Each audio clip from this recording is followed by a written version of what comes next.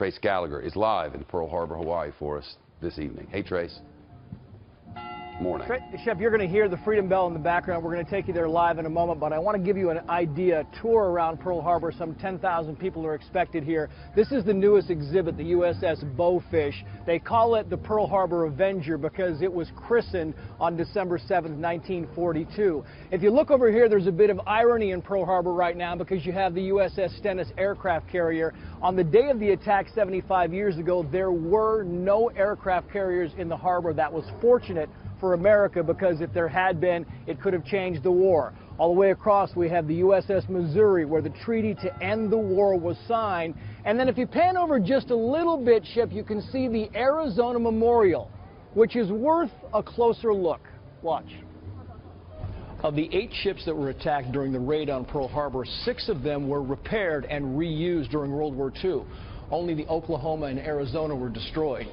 The Arizona was never raised out of respect.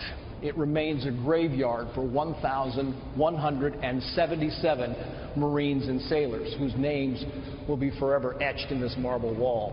The memorial itself was completed in 1962, 21 years after Pearl Harbor. It's 180 feet long, but nowhere does it actually touch the wreckage, though if you look down, you can clearly see the corrosion becomes more and more apparent every year. And then there is this, 75 years later, the Arizona is still leaking oil. As many have said, it's almost as if she is still bleeding from her wounds after all this time. This is the Freedom Bell we talked about, Shep, and people are coming up and they're ringing it. And we've often compared the parallels between 9/11 and Pearl Harbor. And inside the bell, the ringer is actually made from pieces of the Twin Tower. That's how closely corroborated these two stories were. And just a few minutes ago, we saw the oldest surviving member of Pearl Harbor, 107-year-old Ray Chavez, was the first one to ring that bell. And we talked about the Arizona. Of the people who were on that ship, 5 remain. 5 men remain. 4 of them are going to be here tomorrow, and we will talk to them at some point during the day. Shep. Trace, what's the mood like there? Is it a very somber place, reverent?